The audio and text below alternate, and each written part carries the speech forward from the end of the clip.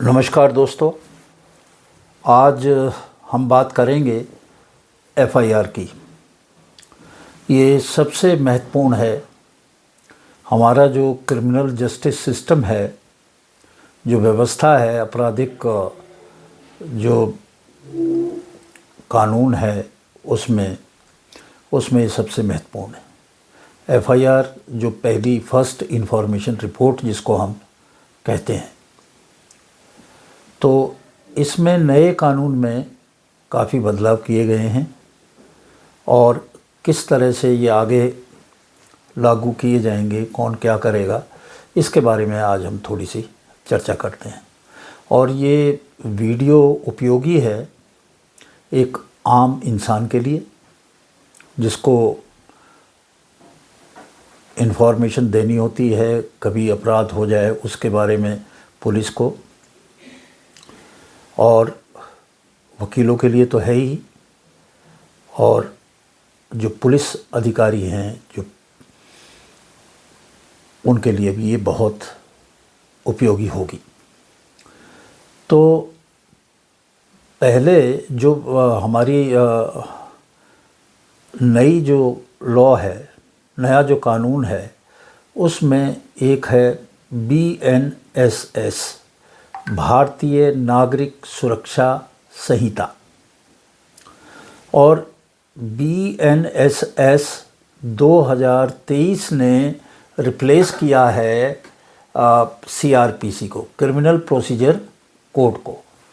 तो जो criminal procedure code में पहले सेक्शन होता था 154, CRPC कहते थे, वो अब हो गया है 173 BNSS। तो क्या कुछ नया है, कैसे करना है, मैं इसको सिलसिलेवार बताऊंगा। सबसे पहले जो इस सेक्शन में कहा गया है कि जो एफआईआर है, जो इन्फॉर्मेशन है, वो एफआईआर में कन्वर्ट हो, एफआईआर बने जिसकी, वो एक आदमी जिसके साथ अपराध हुआ है, जो पीड़ित है या जो शिकायत करता है, वो इस इन्फॉर्मेशन को किसी भी पुलिस स्टेशन में दे सकता है। इर्रेस्पेक्टिव ऑफ द एरिया, ये शब्द नया है। इर्रेस्पेक्टिव ऑफ द एरिया का मतलब ये है कि इसका एरिया से कोई मतलब नहीं है। कोई आदमी किसी भी एरिया के पुलिस स्टेशन में जाके अपनी रिपोर्ट दर्ज करा सकता है।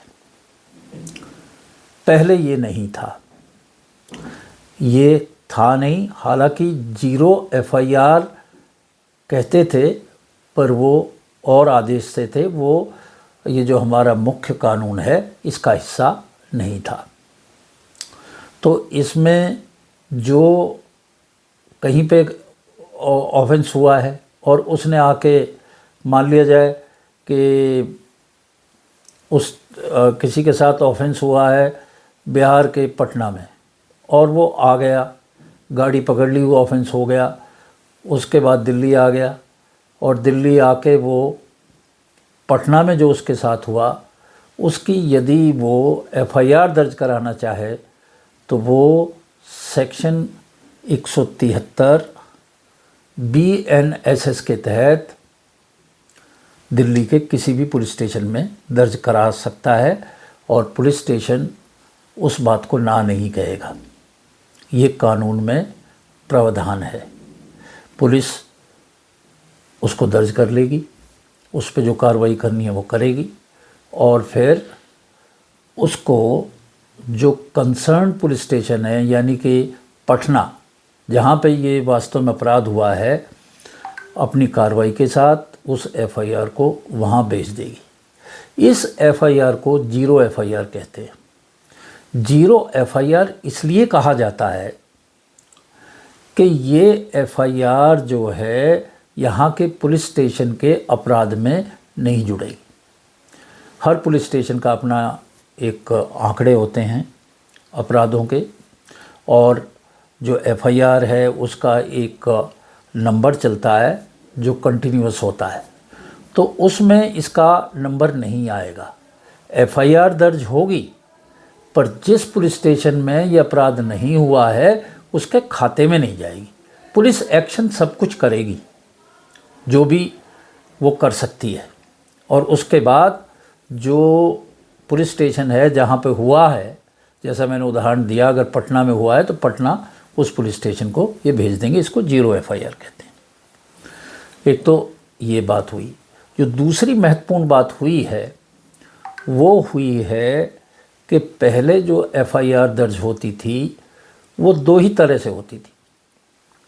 एक तो भाई मौखिक रूप से आदमी ने जाके बताया कि सब मेरे साथ ऐसे ऐसे हुआ, तो वो बोलता गया और थाने में जो ड्यूटी अफसर होता है जो वो उसको लिखता गया, ऐसा कि सब मेरे साथ ऐसे ऐसे हुआ लिखा हुआ है, वो उसको दे देता है और वो लिखा हुआ जो है वो एफआईआर में कन्वर्ट हो जाता है, एफआईआर में वो उतार लेते हैं।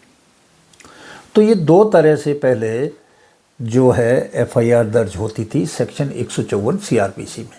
अब 173 में एक और प्रोविज़न कर दिया जिसको हम कहते हैं इलेक्ट्रॉनिक कम्युनिकेशन।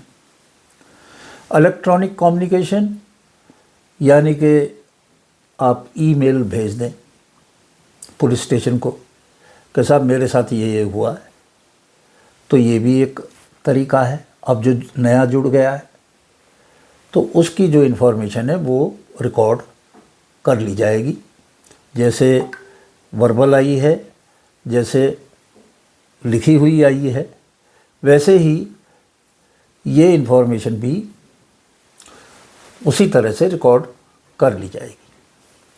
लिख लिया जाएगा, कार्रवाई जो होनी है उसकी कार्रवाई हो जाएगी।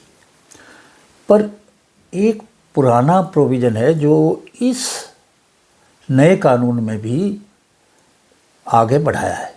वो नए में कानून में क्या बढ़ाया है नया प्रोविज़न कि भाई सिग्नेचर होनी चाहिए, साइंड होनी चाहिए, उसके ऊपर दस्तखत होने चाहिए, हस्ताक्षर होने चाहिए कंप्लेंट पे जिसने की है।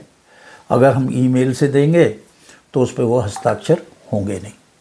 हालांकि डिजिटल सिग्नेचर का भी कई जगह प्रोविज़न है, पर आम आदमी के पास में डिजिटल सिग्नेचर है नहीं, तो उस पर सिग्नेचर कैसे होंगे। उसने ईमेल भेज दिया कि मेरे साथ ये हुआ, उन्होंने उसको लिख लिया, तो कार्रवाई शुरू होगी पुलिस की। तो उसके लिए भी प्रोविज़न इसमें दिया गया है कि यदि कोई इस तरह से ईमेल वगैरह से जो डिजिटल इलेक्ट्रॉनिक मोड है कम्युनिकेशन का उससे भेजता है, तो जिसने भेजे ही है वो इन्फॉर्मेशन वो 3 दिन के अंदर अंदर थाने आएगा और आके उस पर अपने सिग्नेचर कर देगा। तो वो उसको फिर विधिवत रिकॉर्ड में पुलिस स्टेशन के में, थाने के में ले आएगी।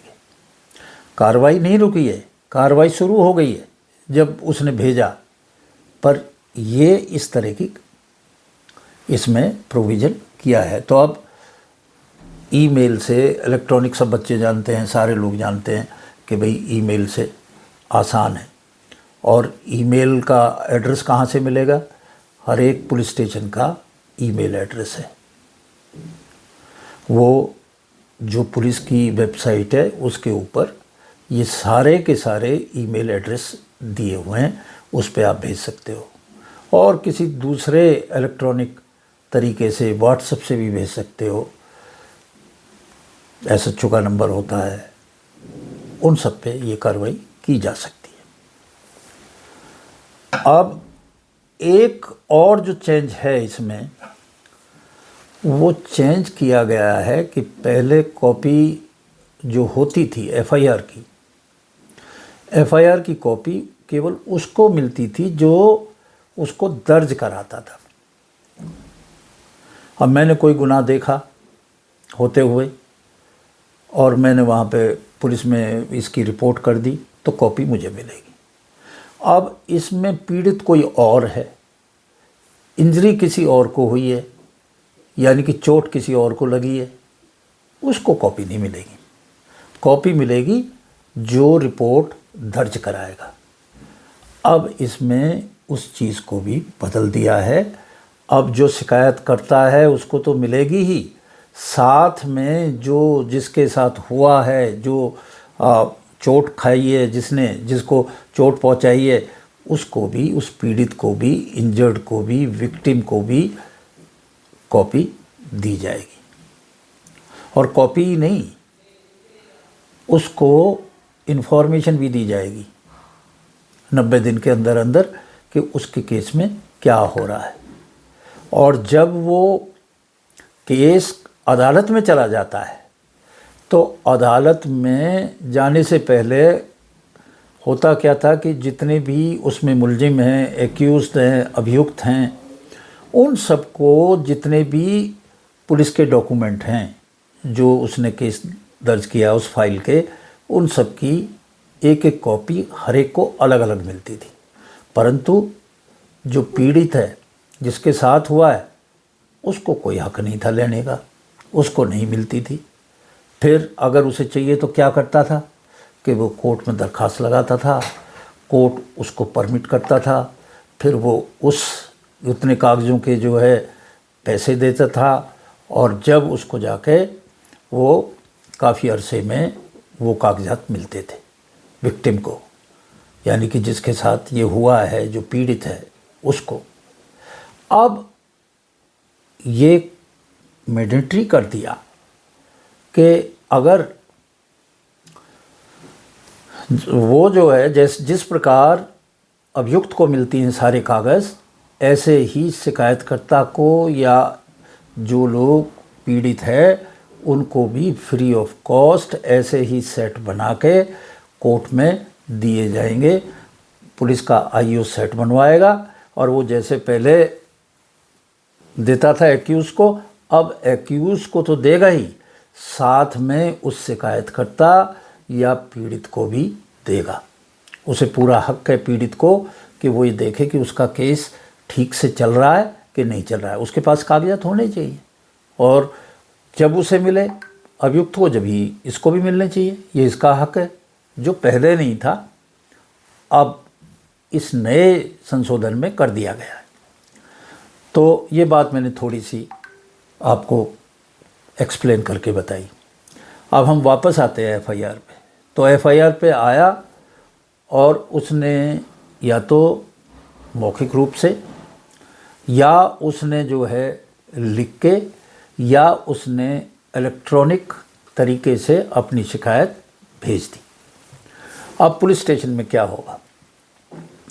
पुलिस स्टेशन में उसका जिस्ट, एफआईआर दर्ज कर ली, जो जिस्ट है यानी कि उसका मुख्य बात क्या कही गई है, उसका जो संक्षेप में, वो एक रजिस्टर में लिखेगा। और ये रजिस्टर कौन सा होता है? ये रजिस्टर होता है, यूपी में इसको कहते हैं जीडी, जर्नल डायरी, दिल्ली में कहते हैं इसको डीडी, डेली डायरी। तो जो कुछ भी एफआईआर का जिस्ट है वो उसमें लिखेगा, ये बहुत ज़रूरी है। और ये जो डीडी होती है, डेली डायरी होती है, ये पुलिस स्टेशन में लगातार चलती है, इसमें गैप नहीं होता।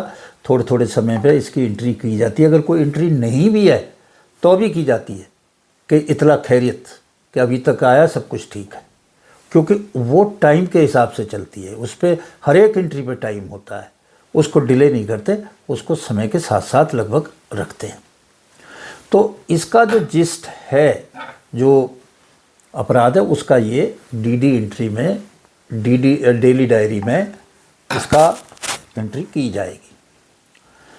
2013 में दोस्तों अमेंडमेंट हुआ, जब निर्भय कांड हुआ था दिल्ली में। उसके बाद जो महिलाओं से संबंधित अपराध थे उनके बारे में काफ़ी कुछ चेंज हुआ था। तो उसमें जो चेंज हुआ, तो जो सेक्शन थे, और अब बीएनएस के सेक्शन हैं 64 है, 66 है, 67, 68, 70, 73, 74 वगैरह वगैरह, ये सब, और 122 बीएनएस, यानी कि भारतीय न्याय संहिता, जो बराबर है उसके जो पहले हमारा आईपीसी है। आईपीसी की जगह बीएनएस है, भारतीय न्याय संहिता। तो उसके जो ये अपराध के सेक्शन थे, इनमें जो औरतों से रिलेटेड ये सारे अपराध हैं, अगर उसकी कोई दर्ज रिपोर्ट होती है तो अब इसमें तो कंप्लेनेंट कौन है? कंप्लेनेंट इसमें महिला है। पीड़िता कौन है? महिला है। तो उसकी जो रिपोर्ट है वो दर्ज की जाएगी एक महिला अफसर द्वारा ही। भाई आदमी से कराएंगे तो वो थोड़ी झिझक होती है, औरत नहीं बोल पाती है, शर्माती। अगर महिला से बात आराम से कर लेती है। तो 2013 में ये अमेंडमेंट किया गया। उस अमेंडमेंट को आगे इस सेक्शन ने भी बढ़ा दिया है, इस कानून ने भी बढ़ा दिया है। अब 173 में ये आगे बढ़ा दिया गया है। अब भी महिला ही करेगी ये जो ऑफेंस हैं, इनमें अगर कोई आके रिपोर्ट दर्ज कराए। अच्छा, इसमें एक और प्रोविज़न किया कि अगर मान लिया जाए जो विक्टिम है, जो ये है, वो टेम्परेरी यानी कि परमानेंट नहीं है, टेम्परेरी तौर पे या मेंटली मानसिक रूप से या शारीरिक रूप से किसी भी तरह से डिसेबल है, तो पुलिस अफसर उसके घर जाएगा और वहाँ पे ये दर्ज करेगा। ये भी 2013 का ही अमेंडमेंट है। या घर नहीं तो वो कहता साहब मैं घर नहीं, आप फला जगह अस्पताल में आ जाओ या उस जगह आ जाओ, जो भी उसके लिए सुविधाजनक स्थान होगा विक्टिम के लिए, शिकायतकर्ता के लिए, तो वहाँ पे पुलिस अफसर जाके उसका बयान नोट करेगा, रिकॉर्ड करेगा। यदि उसकी भाषा कुछ और है, जैसे कोई फॉरेनर है, मान लिया रशियन है, कुछ और है, तो क्या करेगा? तो फिर वो जो है एक ट्रांसलेटर को ले जाएगा, इंटरप्रेटर को लेकर जाएगा, जो रूसी भाषा जानता हो, और उससे बदल के वो आपको हिंदी में बताए, उसको रूसी में बताए। उसको समझ आनी चाहिए कि वो क्या बात कह रही है और वो सही तौर पे रिकॉर्ड हो रहा है या नहीं।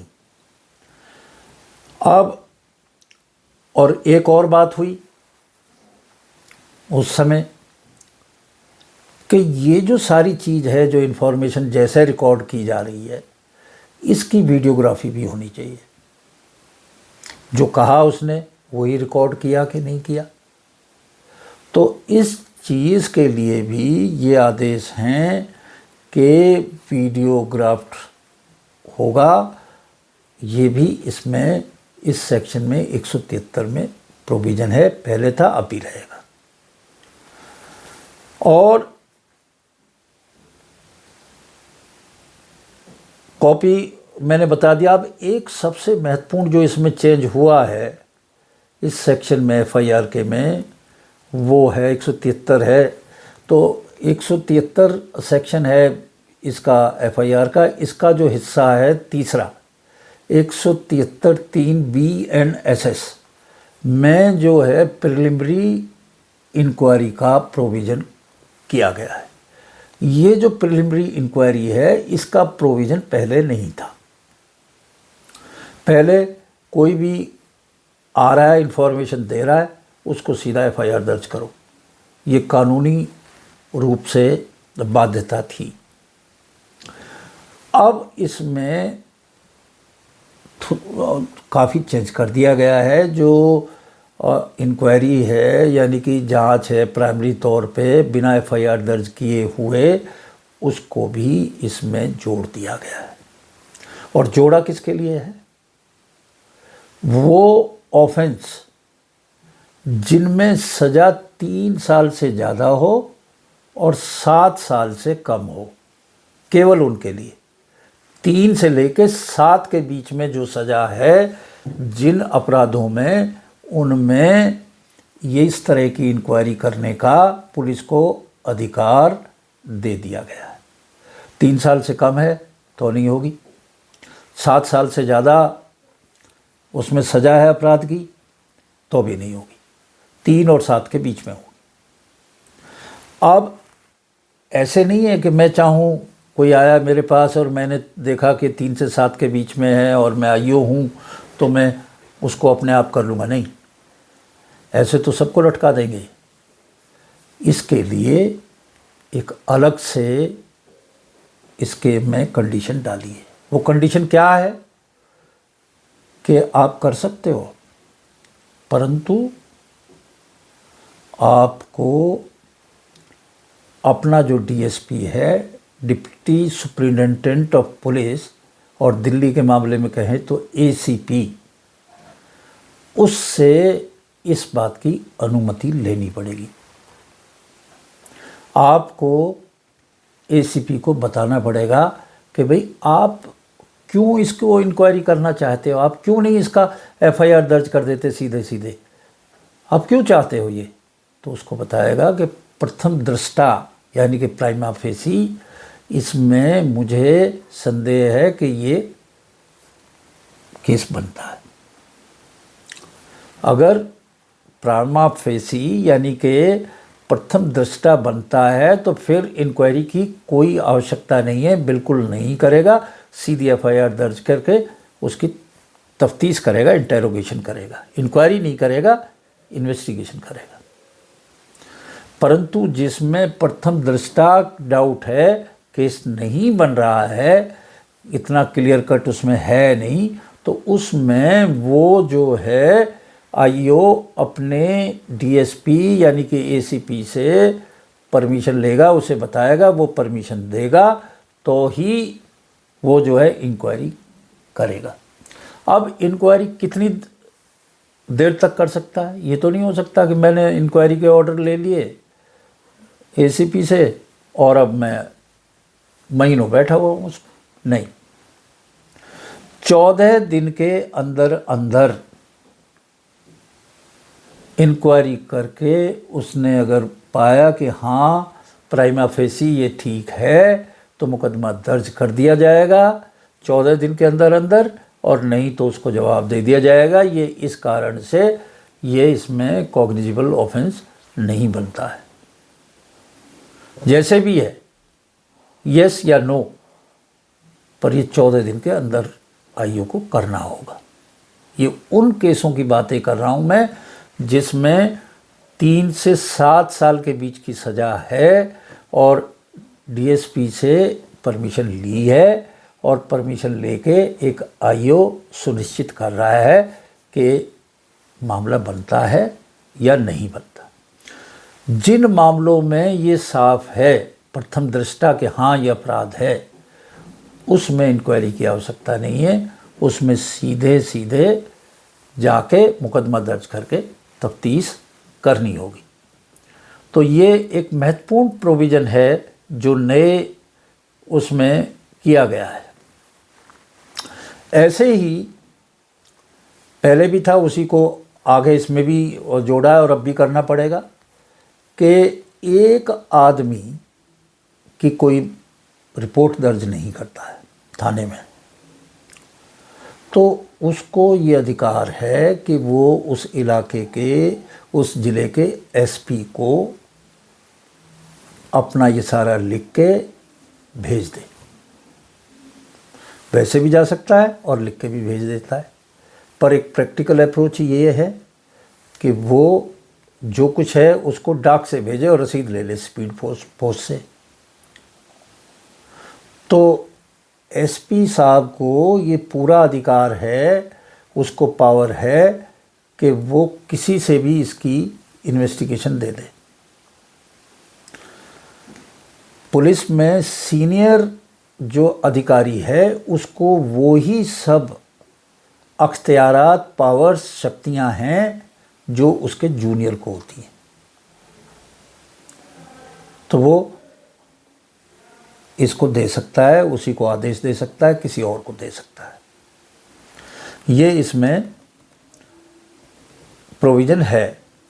अब हम बात करेंगे कि भाई थाने में तो सभी तरह के लोग आते हैं, उन्हें पता नहीं होता, उनका तो सब एक ही जगह है जहाँ पे वो कुछ उनके साथ बुरा हुआ है तो उसके बारे में जाके रिपोर्ट दें।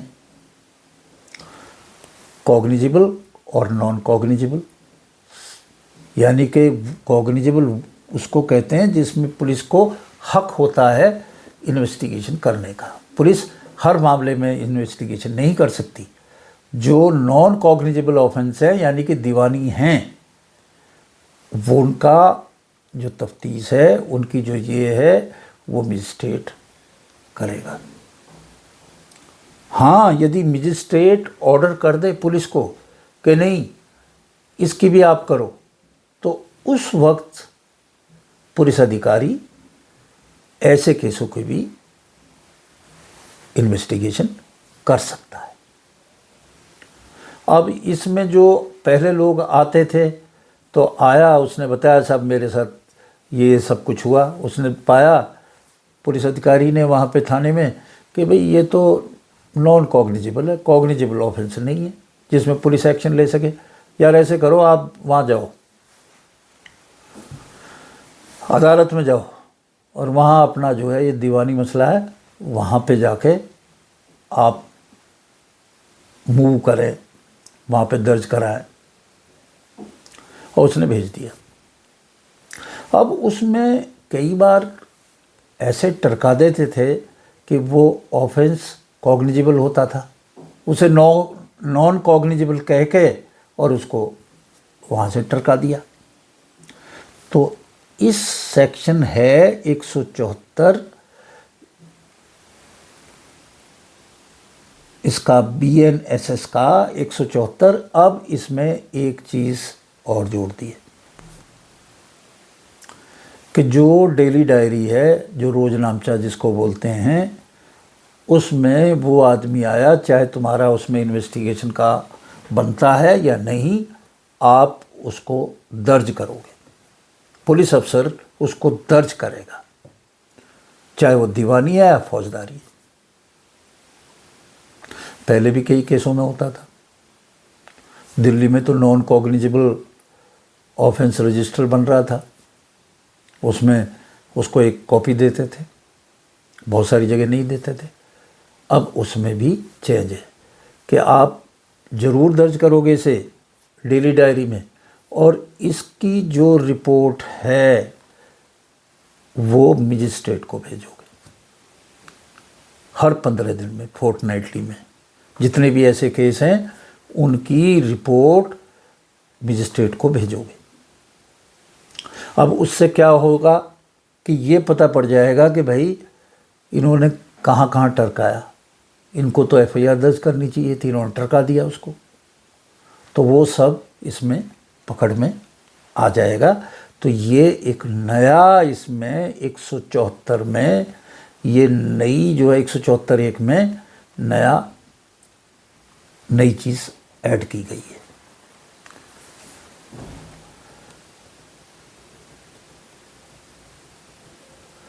तो दोस्तों यही सब बात है। इसमें एक चीज़ और छोटी सी मैं बताना चाहता हूँ कि कई बार जब आदमी आता है तो उसके साथ कई चीज़ें होती हैं और वो सारी दीवानी है सिवाय एक के। तो ये नियम है कि अगर एक भी धारा कॉग्निजिबल है और बाकी धारा नॉन कॉग्निजिबल है तो उस केस को कॉग्निजिबल माना जाएगा। उसको ये नहीं है कि आप ये कहेंगे भाई इसमें तो यार 4 तो दूसरी हैं, इसमें तो एक ही इसकी है कॉग्निजिबल, तो जाओ यार उधर ही चले जाओ। वो नहीं कर सकते। एक भी है तो भी वो कॉग्निजिबल है। ये बात इसमें है, इस सेक्शन में भी है। तो मैंने जो आज आपको FIR की मोटी मोटी बातें बताई, 0 FIR बताया कि 0 FIR में आपका मतलब है कि कहीं भी किसी भी पुलिस स्टेशन में दर्ज की जा सकती है, वो ये नहीं कह सकता कि मेरा इलाका नहीं है। तो एक तो ये बड़ा बदलाव है। एक ये बदलाव है कि अब इलेक्ट्रॉनिकली भी आप इन्फॉर्म कर सकते हैं। और एक ये है कि 3 से लेकर 7 वर्ष तक के जिसमें सज़ा का प्रोविज़न है, उन ऑफेंस में अगर कोई डाउट है, प्राइमी फेसी क्लियर नहीं है, तो उसमें इंक्वायरी हो सकती है, वो होगी। उसका जो एसीपी है उससे लेके और विदिन 14 डेज़ ये निपटानी पड़ेगी। इसके अलावा जो नॉन कॉग्निजेबल ऑफेंस हैं उसकी भी रिपोर्ट रोज़नामचे में दर्ज की जाएगी, डीडी यानी कि डेली डायरी में दर्ज की जाएगी और वो मजिस्ट्रेट को भेजी जाएगी। तो दोस्तों, ये कुछ चेंजेज हैं एफआईआर से संबंधित। जो नया कानून है उसमें ये है, तो इसमें मैंने ये समझा कि मैं आपको इसके बारे में बता दूं कि क्या कुछ नया और क्या कुछ एफआईआर से संबंधित जो लोग हैं उनको करना है। इसमें जो आम आदमी है उसको भी इससे जानकारी मिलेगी, वकीलों को भी मिलेगी, पुलिस अफसरों को भी मिलेगी, ऐसी मेरी उम्मीद है, आशा है। तो आज इन्हीं शब्दों के साथ मैं आज की वीडियो समाप्त करता हूं और आप लोगों से फिर रिक्वेस्ट करता हूं कि मेरे वीडियो आप लाइक करें, मेरे चैनल को सब्सक्राइब करें, जिससे आपको लगातार इस तरह की इन्फॉर्मेशन भविष्य में मिलती रहे। धन्यवाद।